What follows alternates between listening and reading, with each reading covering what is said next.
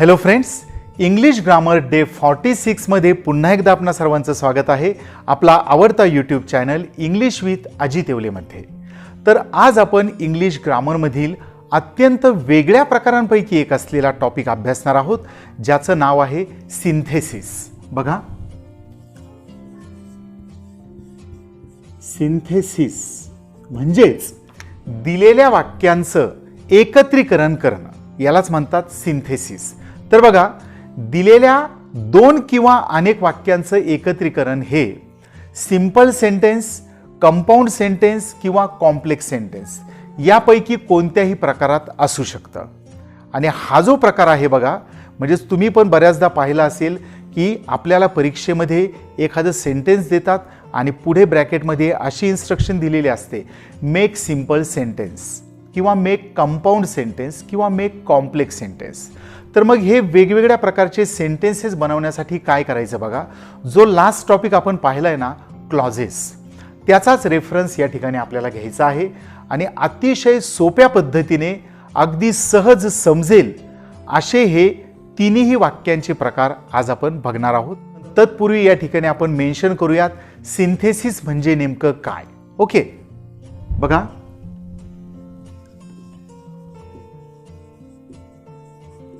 दिलेल्या दोन किंवा अनेक वाक्यांचे एकत्रीकरण करणे म्हणजेच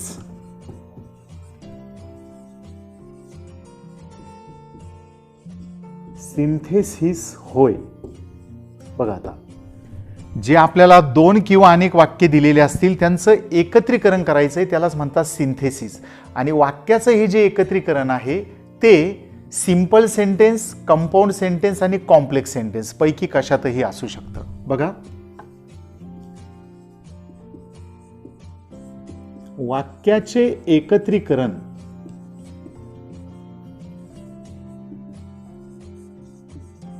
सिंपल सेंटेन्स, ज्याला आपण मराठीत काय म्हणतो पहा, व्हेरी गुड, साधे वाक्य,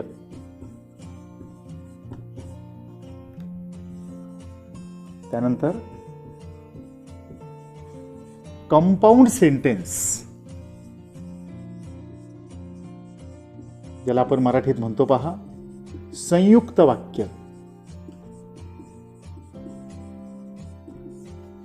किंवा कॉम्प्लेक्स सेंटेन्स, काय म्हणतात मराठीत, व्हेरी गुड, मिश्र वाक्य। यापैकी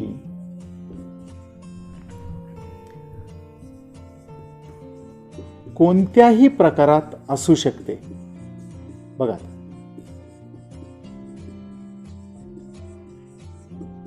नीट लक्षात घ्या बरं का। आता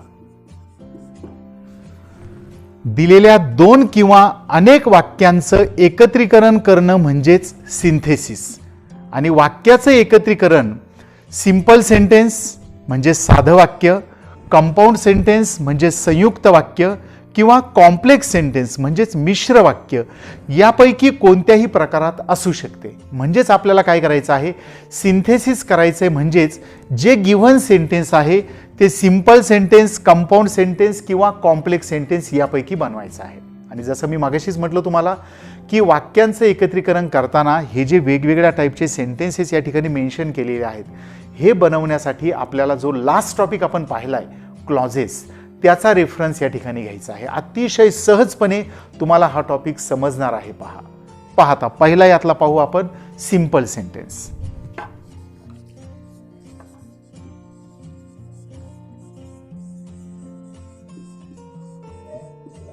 बघा, आता सिंपल सेंटेन्स जर आपल्याला बनवायचं असेल, आपल्याला परीक्षेत एखादं वाक्य देऊन जर ब्रॅकेटमध्ये अशी इन्स्ट्रक्शन दिसली की मेक सिंपल सेंटेन्स, तर मग काय करायचं पहा। सिंपल सेंटेन्स कशाला म्हणतात ते लक्षात घेऊन तुम्ही अगदी सहजपणे बनवू शकता दिलेल्या वाक्याचं सिंपल सेंटेन्स। मग काय करायचं बघा, ज्या वाक्यात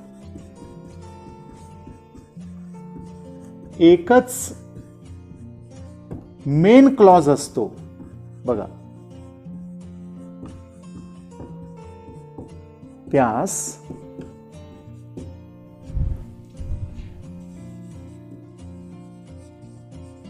सिंपल सेंटेन्स असे म्हणतात.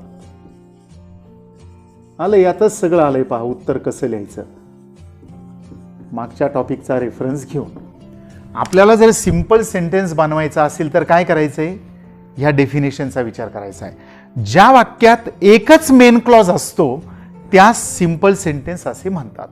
म्हणजेच आपल्याला जे वाक्य दिलेलं आहे त्याचं सिंपल सेंटेन्स बनवायचं असेल तर मग आपल्याला अशा पद्धतीने उत्तर घ्यावं लागेल की त्या वाक्यात एकच मेन क्लॉज शिल्लक राहील.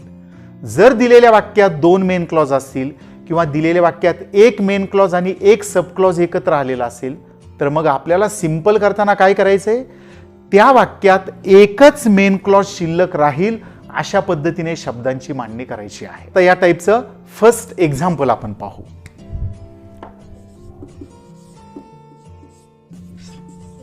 खूप इंटरेस्टिंग आहे हा टॉपिक. पहा,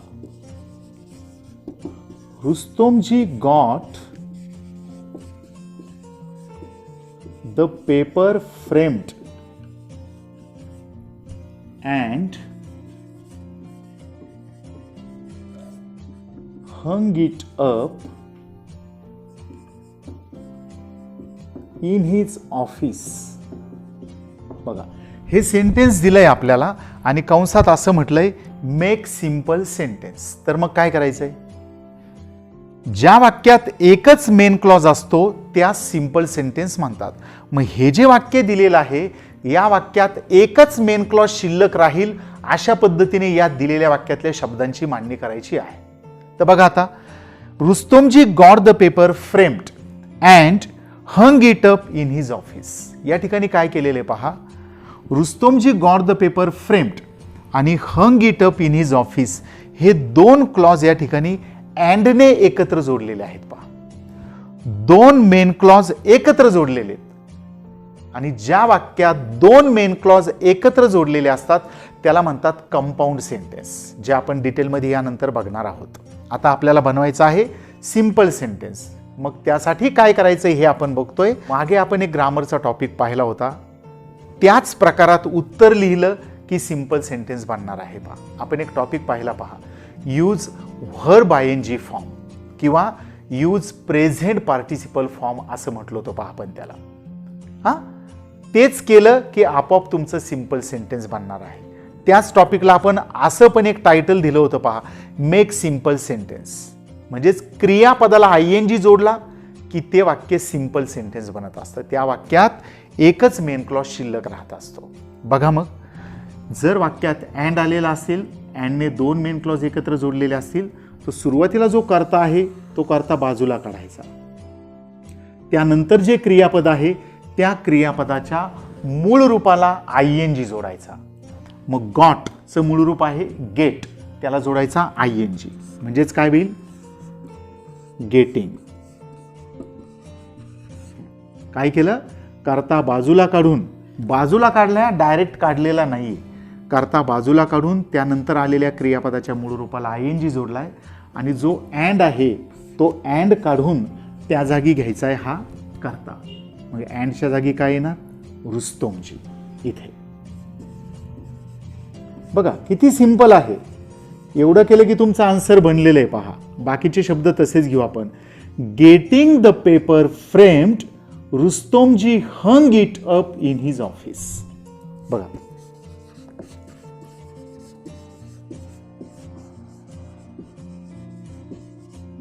हा शब्द या ठिकाणी जुळून घ्यायचा आहे आपल्याला.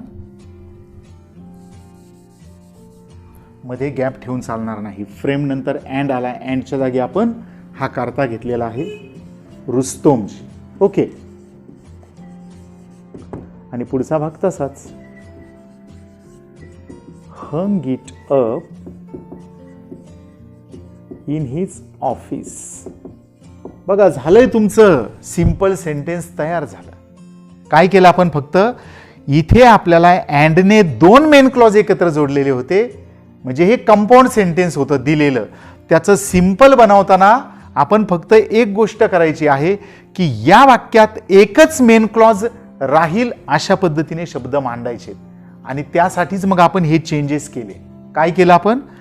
कर्ता अँडच्या जागी घेतलाय आणि जे क्रियापद आहे त्याच्या मूळ रूपाला आयएनजी जोडला. मग तुम्ही म्हणताल आता या ठिकाणी एकच मेन क्लॉज राहिलं, हे आपण कसं समजू शकतो?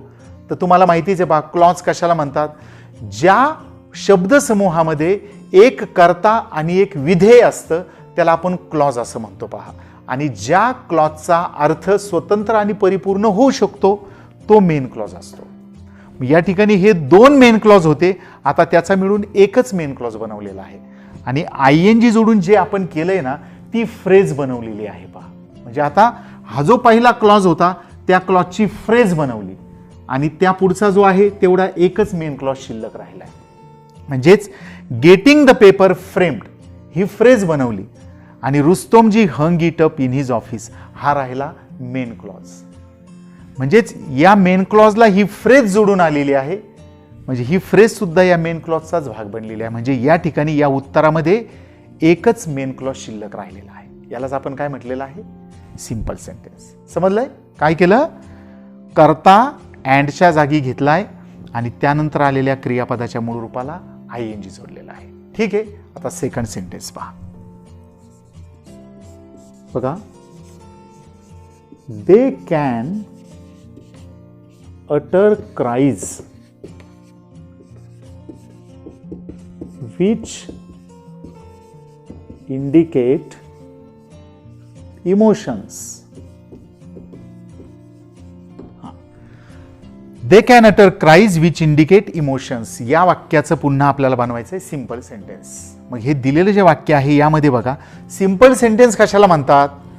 ज्या वाक्यात एकच मेन क्लॉज असतो त्याला सिंपल सेंटेन्स म्हणायचं. मग या ठिकाणी बघा, वाक्यात एकच मेन क्लॉज आलाय की दोन मेन क्लॉज आलेत? पाहू आता आपण. दे कॅन अटर क्राईज हा एक मेन क्लॉज आहे आणि विच इंडिकेट इमोशन्स हा एक सबऑर्डिनेट क्लॉज आहे.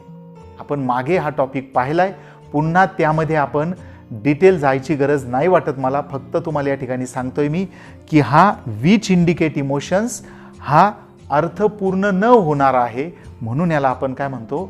Subordinate clause. काय अर्थ त्याचा? विच इंडिकेट इमोशन्स, जे भावना दर्शवतात. अर्थपूर्ण नाही होत ना, जे भावना दर्शवतात ते काय असा प्रश्न शिल्लक राहतो.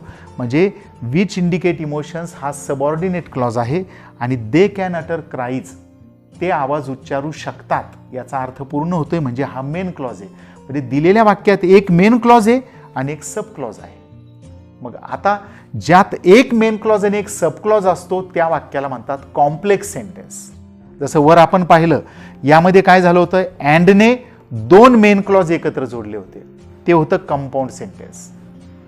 या ठिकाणी एक मेन क्लॉज आणि एक सबऑर्डिनेट क्लॉज आलेला आहे वाक्यात, हे आहे कॉम्प्लेक्स सेंटेन्स. आता याचं बनवायचं आहे आपल्याला सिंपल सेंटेन्स. काय करायचं बघा, जसं तुम्हाला या ठिकाणी मी एक सोपी आयडिया सांगितली की अँडने जर दोन मेन क्लॉज जोडलेले असतील तर अँडच्या जागी पहिल्या वाक्यातला कर्ता घ्यायचा आहे आणि जे क्रियापद आले त्याच्या मूळ रूपाला आयएनजी जोडायचा आहे. तसंच लक्षात ठेवा, जर दिलेल्या वाक्यामध्ये विच किंवा हू यापैकी शब्द आला, बघा बरं का, विच किंवा हू असेल तर आपल्याला सिंपल सेंटेन्स बनवताना तो विच किंवा हू काढून टाकायचा आणि त्यानंतर जे क्रियापद आलेलं आहे त्याला आयएनजी जोडायचा. पहा, एवढा चेंज करायचा फक्त. म्हणजेच काय होईल? They can utter cries indicating emotions. झालं, सिंपल आहे. या दोन टाईपचे सेंटेन्सेस येऊ शकतील असं नाही बरं का. हे आपण या ठिकाणी प्रातिनिधिक स्वरूपात घेतलेले आहेत. आपल्याला सिंपल सेंटेन्स बनवा असं म्हणताना दिलेलं वाक्य हे वेगवेगळ्या टाईपमध्ये येऊ शकतं, पण हे वाक्य जास्त करून विचारले जाणारे आहेत. हां, तर अशा प्रकारचे जर वाक्य आले की वाक्यात अँडने दोन मेन क्लॉज एकत्र जोडलेले असतील तर त्याचं सिंपल सेंटेन्स अशा पद्धतीने बनवायचं. काय करायचं? कर्ता अँडच्या जागी घ्यायचा आणि त्या पुढे आलेल्या क्रियापदाच्या मूळ रूपाला आयएनजी जोडायचा. किंवा जर वाक्यात विच किंवा हू आलेला असेल तर त्याचं सिंपल बनवताना तो विच किंवा हू काढायचा आणि त्या पुढील क्रियापदाला आयएनजी जोडायचा. हे जास्त करून विचारले जाणारे प्रकार आहेत, म्हणून हे आपण या ठिकाणी घेतलेत. बघा मग याचं पूर्ण उत्तर काय होईल आता. They can utter cries, which काढलाय आणि इंडिकेटला ING जोडायचा आहे, म्हणजेच काय होईल, इंडिकेटिंग आणि पुढे इमोशन्स, हा ING आपण या ठिकाणी घेतलेलाच आहे, इमोशन्स राहिलं. बघा चेंजेस काय केले, विच काढून त्या पुढे आलेल्या क्रियापदाला ING जोडला. ING जोडताना शेवटी जो ई आलेला आहे तो काढून टाकला. तुम्हाला नियम माहितीच आहे ING जोडतानाचे वेगवेगळे नियम. तसं पण आपण यानंतर जो एक टॉपिक बघणार आहोत ना, यूज जेरंड, म्हणजेच व्हर्बल नाऊन कसं वापरायचं, त्यामध्ये ING जोडण्याचे जे नियम आहेत ते डिटेलमध्ये आपण बघणार आहोत. ओके, काय उत्तर झालं मग, they can utter cries indicating emotions. काय केलं, एकच मेन क्लॉज आलाय आता वाक्यात. इथं होता एक मेन क्लॉज आणि एक सब क्लॉज, पण काय केलं, या सब क्लॉजची फ्रेज बनवली पहा आपण. विच इंडिकेट इमोशन्सचं काय केलं, इंडिकेटिंग इमोशन्स केलेलं आहे. म्हणजेच या वाक्यामध्ये they can utter cries indicating emotions, एकच मेन क्लॉज राहिलेला आहे. समजलंय का, सिंपल आहे ना. सिंपल सेंटेन्स बनवायचं म्हणजेच दिलेल्या वाक्यात एकच मेन क्लॉज शिल्लक राहील अशा पद्धतीने शब्दांची रचना करायची. ओके, समजले सिंपल सेंटेन्स. आता यानंतर आपण बघू कंपाऊंड सेंटेन्स. बघा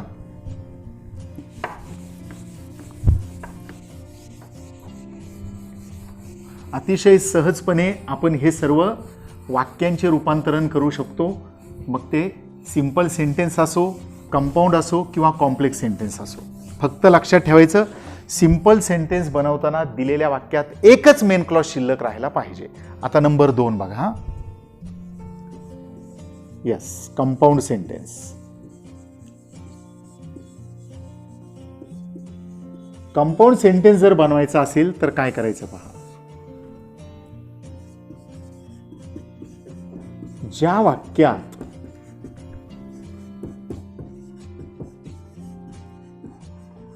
दोन मेन क्लॉजेस अँड बट, हे शब्द महत्वाचे आहेत हा, or and so as well as, whereas, either or, त्यानंतर आहे neither nor, not only but also.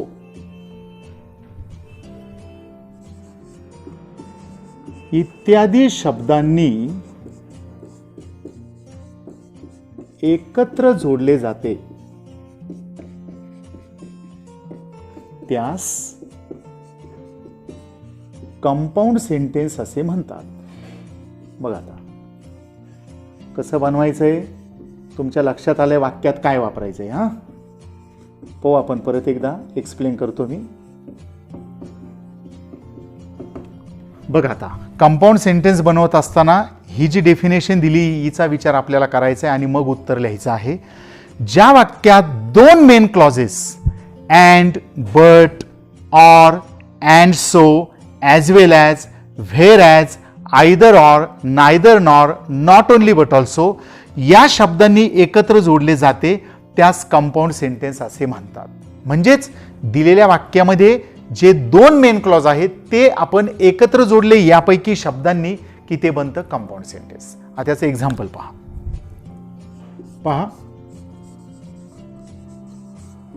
Though they were sleepy,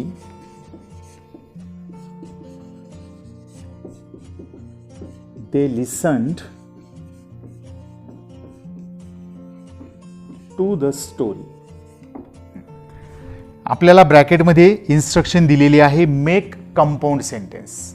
compound sentence बनवायचं म्हणजेच काय करायचं, दिलेल्या वाक्यात दोन मेन क्लॉज यापैकी शब्दांनी एकत्र जोडायचे आहेत. कोणत्या शब्दांनी, and, but, eight, or, and so, as well as, whereas, either or, neither nor, not only but also. यापैकी कोणत्या शब्दांनी हे वाक्य एकत्र जोडलं जाऊ शकतं ते आपल्याला पाहायचं आहे. दिलेलं वाक्य पहा. दो दे वे स्लीपी, जरी त्यांना झोप आली होती, they listen to the story, त्यांनी गोष्ट ऐकली. या ठिकाणी पाहता जरी त्यांना झोप आली होती, हा जो क्लॉज आहे याचा अर्थ पूर्ण होत नाहीये. जरी त्यांना झोप आली होती अर्थ पूर्ण होत नाही ना, मग हा आहे सबऑर्डिनेट क्लॉज. आणि they listen to the story, त्यांनी गोष्ट ऐकली, याचा अर्थ पूर्ण होतो, म्हणजे हा आहे मेन क्लॉज. म्हणजेच या ठिकाणी एक सबऑर्डिनेट क्लॉज आणि एक मेन क्लॉज एकत्र आलेला आहे.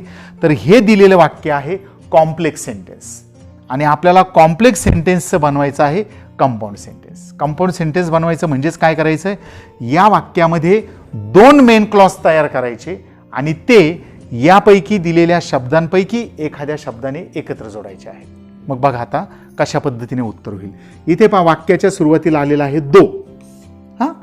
मग दो जर आलेला असेल वाक्यात तर त्याच्यानुसार कंपाऊंड सेंटेन्स बनवताना आपण वाक्यात यापैकी कोणता शब्द वापरू शकतो ते पाहायचं आहे. मग बघा बरं, वाक्यात दो आलेला असताना and, but, yet, or, and so, as well as, where as, either or, neither nor, not only but also पैकी कोणता शब्द आपण वापरू शकतो.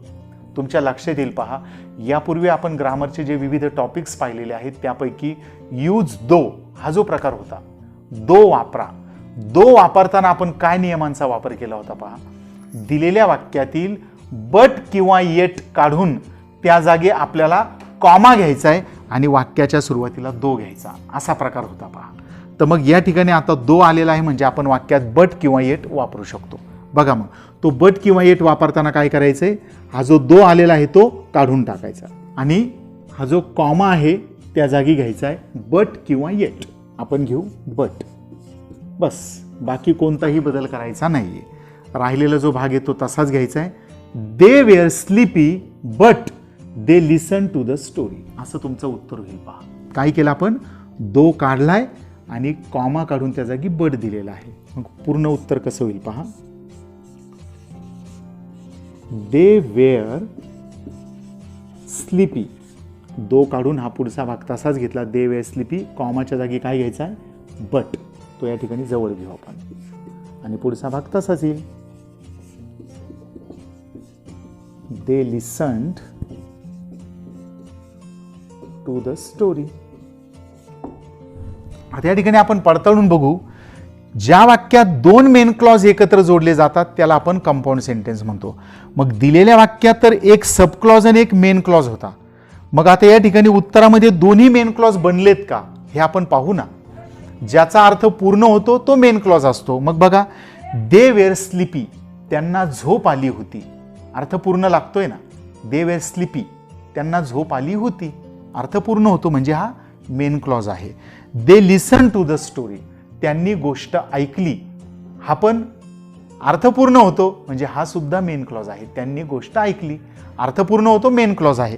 म्हणजेच हा मेन क्लॉज आहे आणि हा पण मेन क्लॉज आहे. मग दोन मेन क्लॉज बटने एकत्र जोडले म्हणजे हे झालं कंपाऊंड सेंटेन्स. समजलं. पुढचं एक्झाम्पल पहा. सी वॉटर, एक्झाम्पल पहा, contains a lot of salt.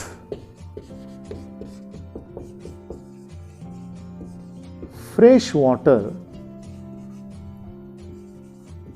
contains very little.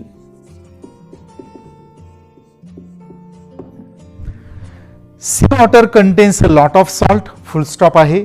Fresh water contains very little. हे दोन वाक्य आपल्याला दिलेत आणि सांगितलंय कंपाऊंड सेंटेन्स बनवा. मग काय करायचं, and, but, yet, or, and so, as well as, where as, either or, neither nor, not only but also यापैकी कोणता शब्द वाक्यात वापरून हे दोन्ही पण वाक्य एकत्र जोडले जाऊ शकतात ते तुम्ही पहा. बघा बरं मग या वाक्यात काय वापरलं जाऊ शकतो. बघा, C water contains a lot of salt, समुद्राच्या पाण्यात पुष्कळ मीठ असतं. Fresh water contains very little, गोड्या पाण्यात खूप कमी असतं. या ठिकाणी पहा, दोन्ही जे वाक्य आहेत ना ते उलट अर्थाचे आहेत पहा. समुद्राच्या पाण्यात खूप मीठ असतं आणि गोड्या पाण्यात खूप कमी असतं. जेव्हा असे दोन विरुद्ध वाक्य दिलेले असतात ना, ते जोडण्यासाठी व्हेरॅज वापरतात पहा. व्हेरॅज. मग काय करायचंय, या दोन्ही वाक्यांच्या मध्ये हा जो फुल स्टॉप आहे त्या जागी व्हेरॅज वापरायचा.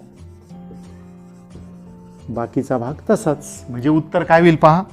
C water contains a lot of salt whereas fresh water contains very little.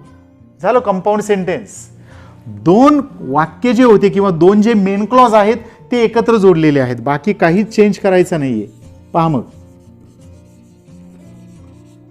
C water contains a lot of salt. दोन्ही वाक्य जोडताना व्हेरॅज घेतला. पुढचा भाग तसाच येईल. Fresh water contains very little. समजलंय का. दोन मेन क्लॉज व्हेरॅजने एकत्र जोडलेत. थोडक्यात कंपाऊंड सेंटेन्स बनवायचंय तर मग दोन मेन क्लॉज यापैकी शब्दांनी एकत्र जोडले जाणार आहेत. म्हणजेच आपण काय पाहायचं की दिलेल्या वाक्यामध्ये and, but, yet, or, and, so, as well as, whereas, either, or, neither, not, not only, but also पैकी कोणता शब्द वापरला जाऊ शकतो तो वापरायचा योग्य पद्धतीने. तुमचं कंपाऊंड सेंटेन्स तयार होऊन जातं. समजलंय.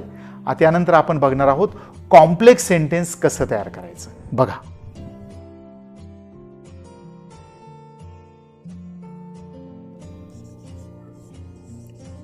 कॉम्प्लेक्स सेंटेन्स पहा.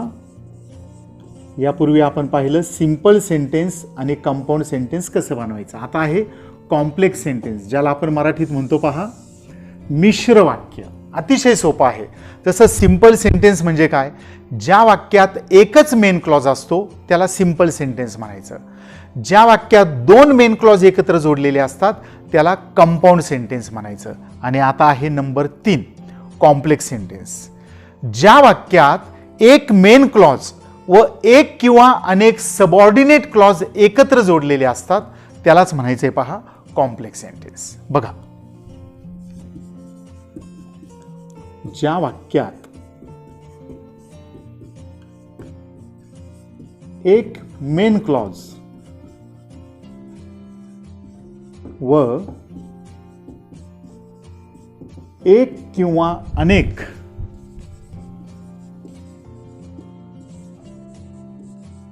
सबऑर्डिनेट क्लॉज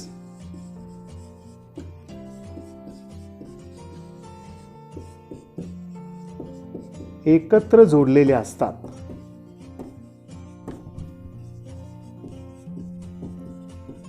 त्यास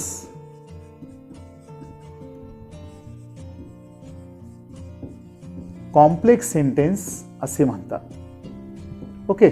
मिश्र वाक्य. हा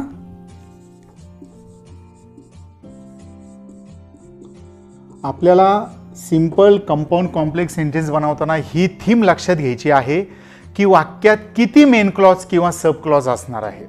ज्या वाक्यात एकच मेन क्लॉज आहे ते सिंपल सेंटेन्स. ज्या वाक्यात दोन मेन क्लॉज एकत्र जोडलेत ते कंपाऊंड सेंटेन्स. आणि ज्या वाक्यात एक मेन क्लॉज आणि एक किंवा अनेक सबऑर्डिनेट क्लॉज एकत्र जोडलेले असतात त्याला म्हणायचं आहे कॉम्प्लेक्स सेंटेन्स. मग जर आपल्याला कॉम्प्लेक्स सेंटेन्स बनवायचं असेल तर अर्थातच काय करावं लागेल आपल्याला, ते जे दिलेलं वाक्य आहे त्या वाक्यात एक सबऑर्डिनेट क्लॉज तयार करावा लागेल पहा.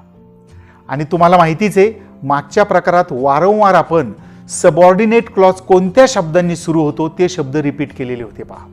मग ते शब्द तुम्हाला या ठिकाणी खूप मार्गदर्शक ठरणार आहेत. सबऑर्डिनेट क्लॉज कोणत्या शब्दांनी सुरू होतो ते सर्व शब्द आता या ठिकाणी आपण मेन्शन करणार आहोत. बघा. सबऑर्डिनेट क्लॉज खालील शब्दांनी सुरू होतो.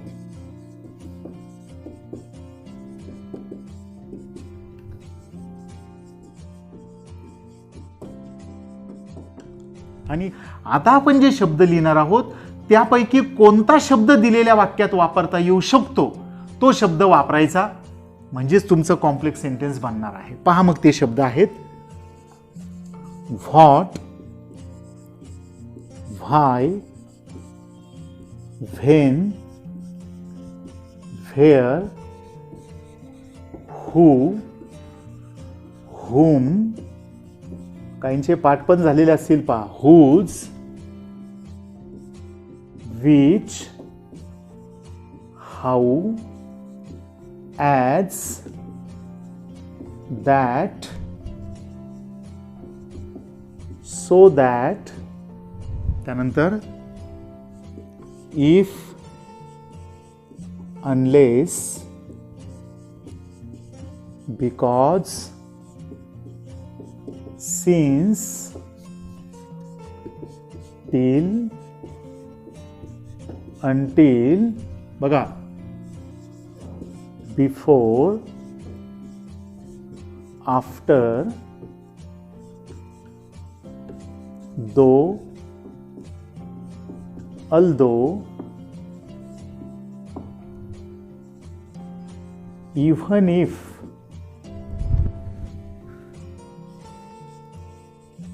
even though, as soon as, etc. तर हे सर्व शब्द आपल्याला उपयोगी ठरणार आहेत सबऑर्डिनेट क्लॉज तयार करण्यासाठी. आणि सबऑर्डिनेट क्लॉज का तयार करायचा आहे? कारण आपल्याला कॉम्प्लेक्स सेंटेन्स बनवायचा आहे, म्हणून त्या दिलेल्या वाक्यात एक सब क्लॉज तयार करायचा आहे. कारण ऑलरेडी त्या दिलेल्या वाक्यात एक मेन क्लॉज असणार आहे. मग कॉम्प्लेक्स बनवायचं म्हणजेच त्याच वाक्यामध्ये एक सब क्लॉज तयार करायचा, म्हणजेच यापैकी एखादा शब्द वाक्यात वापरायचा आहे. बघा शब्द कोणते आहेत? What, why, when, where, who, whom, whose, which, how, as, that, so that, if, unless, because, since, till, until, before, after, though, although, even if, even though, as soon as. यामध्ये पहा अजून what ever, when ever, where ever असे पण शब्द येऊ शकतात. अर्थातच ते व्हॉट, व्हाय, व्हेन, व्हेरने सुरू झालेले आहे. हे सर्व शब्द आपल्याला विचारात घ्यायचे सबऑर्डिनेट क्लॉज यांनी सुरू होतो. आता एक्झाम्पल पाहू आपण. Ramnath is very rich, but he doesn't help the poor. हे वाक्य दिलंय आणि आपल्याला कंसात सूचना आहे मेक कॉम्प्लेक्स सेंटेन्स. काय बनवायचं आहे? कॉम्प्लेक्स सेंटेन्स, संयुक्त वाक्य बनवायचं आहे. म्हणजेच काय करायचंय? असं वाक्य बनवायचं ज्यात एक मेन क्लॉज आणि एक किंवा अनेक सबऑर्डिनेट क्लॉज असतील. मग या दिलेल्या वाक्यात कोणते क्लॉज आलेले ते बघा. Ramnath is very rich. Ramnath खूप श्रीमंत आहे. अर्थ पूर्ण होतो याचा, म्हणजे हा मेन क्लॉज आहे. ही डझंट हेल्प द पुअर. तो गरिबांना मदत करत नाही, याचाही अर्थ पूर्ण होतो आणि हा सुद्धा मग मेन क्लॉजच आहे. म्हणजे या ठिकाणी पहा दोन मेन क्लॉज बटने एकत्र जोडले आणि दोन मेन क्लॉज एकत्र जोडलेले असतील तर त्याला आपण काय म्हणतो? Compound sentence. हे आहे कंपाऊंड सेंटेन्स. आपल्याला बनवायचं आहे कॉम्प्लेक्स सेंटेन्स. मग कॉम्प्लेक्स सेंटेन्स बनवत असताना त्या दिलेल्या वाक्यात यापैकी कोणता शब्द वापरता येऊ शकतो तो बघा. What, why, when, where, who, whom, whose, which, how, as, that, so that, if, unless, because, since, till, until, before, after, though, although, even if, even though, as soon as. यापैकी कोणता शब्द वाक्यात येऊ शकतो? Very good. या ठिकाणी पहा वाक्यात बट आलेला आहे आणि वाक्यात जर बट असेल तर मागे आपण एक ग्रामरचा टॉपिक पाहिला होता पहा. दिलेल्या वाक्यातील बट किंवा येट काढून टाकतात आणि काय वापरतात? सुरुवातीला दो वापरतात. म्हणजेच या वाक्यात आपण काय वापरू शकतो? Though, although, even if, even though. चारींचाही अर्थ सेम होतो. म्हणजे यापैकी कोणताही शब्द या वाक्यात वापरता येईल. आणि हे जे शब्द आहेत या शब्दाने सब क्लॉज सुरू होतो. म्हणजेच यापैकी शब्द वाक्यात आला की आपोआपच एक काय होणार आहे? सब क्लॉज होणार आहे. आणि या वाक्यात दोन्हीही मेन क्लॉज आहेत आणि यात जर एक सब क्लॉज तयार झाला तर मग हे सेंटेन्स कोणतं होणार आहे? कॉम्प्लेक्स. कारण ज्यात एक मेन क्लॉज आणि एक सब क्लॉज असतो ते असतं कॉम्प्लेक्स सेंटेन्स. मग आता आपण या ठिकाणी वाक्यात वापरणार आहोत दो. कसा वापरायचा नियम आठवतायत ना? दो वापरताना पहा वाक्याच्या सुरुवातीस दो घ्यायचा आणि तो बट काढून त्या जागी कॉमा द्यायचा. बस दोनच गोष्टी करायच्या आहेत आणि बाकीचे शब्द तसेच. काय होईल मग? Though Ramnath is very rich, comma येईल, he doesn't help the poor. बघा, रामनाथ इज व्हेरी रिच, बटच्या जागी आला कॉमा, पुढे he doesn't help the poor. Though Ramnath is very rich, जरी रामनाथ खूप श्रीमंत असला तरी he doesn't help the poor, तो गरिबांना मदत करत नाही. काय झालं या वाक्यामध्ये?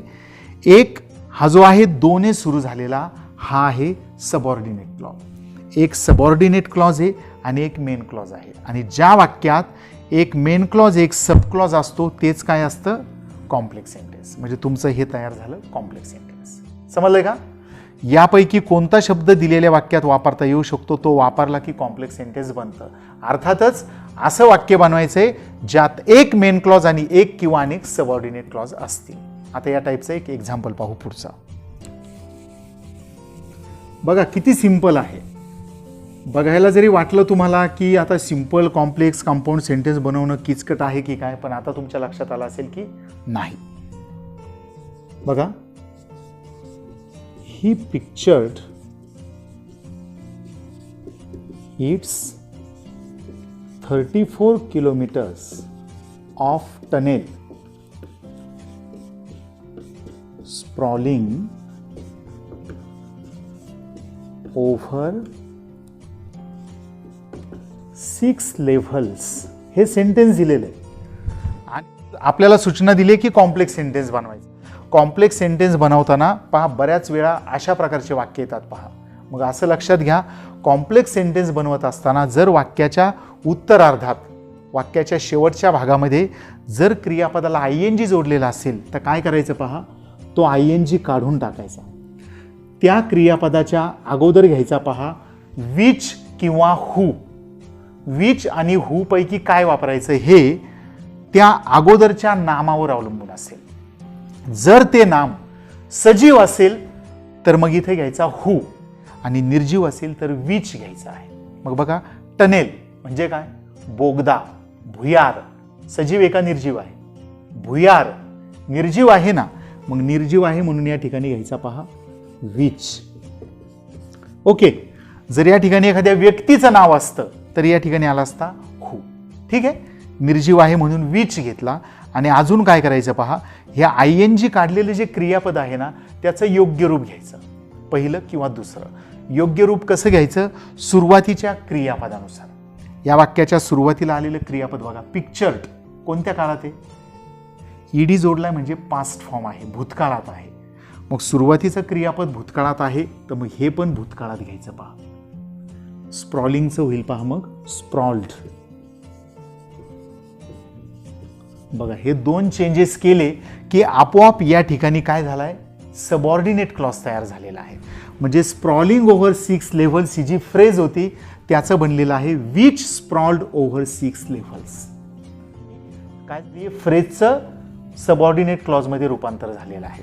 आणि म्हणजेच यात काय झालं? आता हा मेन क्लॉज आणि एक सब क्लॉज, ज्यात एक मेन क्लॉज एक सब क्लॉज असतो तो असतं कॉम्प्लेक्स सेंटेन्स. मग हे कॉम्प्लेक्स सेंटेन्स कसं झालं बघा. मग पूर्ण उत्तर असं होईल ना, he pictured its 34 kilometers of tunnel which. काय केलं आपण लक्षात घ्या, शेवटच्या भागात आयएनजी जोडलेला असेल तर तो आयएनजी काढून त्या अगोदर हू किंवा विच घ्यायचा आहे. कशानुसार? अगोदर आलेल्या नामानुसार. सजीव असेल तर हू, निर्जीव असेल तर विच. आणि त्या आयएनजी काढलेल्या क्रियापदाचं पहिलं किंवा दुसरं रूप घ्यायचं सुरुवातीच्या क्रियापदानुसार. इथं भूतकाळी आहे म्हणून या ठिकाणी पण आपण भूतकाळी घेतलं स्प्रॉल्ड. पुढचा भाग तसाच येईल. ओव्हर 6 levels म्हणजेच उत्तर झालं he pictured its 34 kilometers of tunnel which sprawled over 6 levels. एक मेन क्लॉज आणि एक सब क्लॉज. आणि ज्या वाक्यात एक मेन क्लॉज एक सब क्लॉज असतो त्यालाच काय म्हणतात? बघा इथे, ज्या वाक्यात एक मेन क्लॉज व एक किंवा अनेक सबऑर्डिनेट क्लॉज असतात त्यालाच काय म्हणतात? Complex sentence. म्हणजे हे बनलं तुमचं कॉम्प्लेक्स सेंटेन्स. समजलंय? होता ना सोपा टॉपिक? बघा तर मग थोडक्यात रिवाइज करू आपण. सिंथेसिस म्हणजेच दिलेल्या दोन किंवा अनेक वाक्यांचं एकत्रीकरण करणं. वाक्याचं एकत्रीकरण हे सिंपल सेंटेन्स, कंपाऊंड सेंटेन्स आणि कॉम्प्लेक्स सेंटेन्स यापैकी कोणत्याही प्रकारात असू शकतं. त्याचे प्रत्येकी 2-2 एक्झाम्पल्स पाहिले. ज्या टाईपचे एक्झाम्पल्स जास्त करून विचारले जातात असे एक्झाम्पल्स आपण या ठिकाणी घेतले होते. ज्या वाक्यात एकच मेन क्लॉज असतो त्याला म्हणतात सिंपल सेंटेन्स. म्हणजे सिंपल सेंटेन्स बनवताना दिलेल्या वाक्यात एकच मेन क्लॉज शिल्लक राहील अशा पद्धतीने आपण शब्दांची मांडणी केली की ते बनतं सिंपल सेंटेन्स. सेकंड आहे कंपाऊंड सेंटेन्स. कंपाऊंड सेंटेन्स बनवत असताना आपल्याला ही व्याख्या विचारात घ्यायची आहे. ज्या वाक्यात दोन main clause and, but, yet, or, and so, as well as, where as, either or, neither nor, not only but also यासारख्या शब्दांनी एकत्र जोडले जातात त्या वाक्याला म्हणायचं आहे कंपाऊंड सेंटेन्स म्हणजे संयुक्त वाक्य. आणि शेवटचा आपण 3 नंबर पाहिला कॉम्प्लेक्स सेंटेन्स. या ठिकाणी आहे पहा, कॉम्प्लेक्स सेंटेन्स कशाला म्हणतात? ज्या वाक्यात एक मेन क्लॉज व एक किंवा अनेक सबऑर्डिनेट क्लॉज एकत्र जोडले जातात त्याला म्हणतात कॉम्प्लेक्स सेंटेन्स. आणि कॉम्प्लेक्स सेंटेन्स बनवताना आपल्याला हे शब्द उपयोगी पडणार आहेत, कारण या शब्दांनी सबऑर्डिनेट क्लॉज सुरू होतो. आणि कॉम्प्लेक्स सेंटेन्स बनवायचं म्हणजेच दिलेल्या वाक्यात एक सबऑर्डिनेट क्लॉज आपल्याला तयार करावा लागतो. मग यापैकी दिलेल्या वाक्यात कोणता शब्द वापरता येऊ शकतो तो बघायचा, योग्य पद्धतीने तो शब्द वापरायचा. लगेच त्या ठिकाणी एक मेन क्लॉज एक सब क्लॉज झाला की ते बनतं कॉम्प्लेक्स सेंटेन्स. समजलंय? हा टॉपिक तुम्हाला समजलेला असेलच अशी अपेक्षा करतो. गरज वाटत असेल तर तुम्ही पुन्हा एकदा रिपीट करून पाहू शकता. आणि हा चॅनल जर तुम्ही पहिल्यांदाच व्हिजिट करत असाल तर चॅनल सबस्क्राईब करायला विसरू नका, कारण या चॅनलमध्ये संपूर्ण इंग्लिश ग्रामर बरोबरच इंग्लिश स्पीकिंगचे सुद्धा वेगवेगळे व्हिडिओज अपलोड केलेले आहेत आणि करत राहणार आहोत. त्यामुळे हा तुम्हाला लाईफ टाईम उपयोगी पडणारा असा यूट्यूब चॅनल आहे. आपल्या कॉन्टॅक्ट्समध्येही शेअर करा. आवडल्यास नक्की लाईक करा. Thank you very much.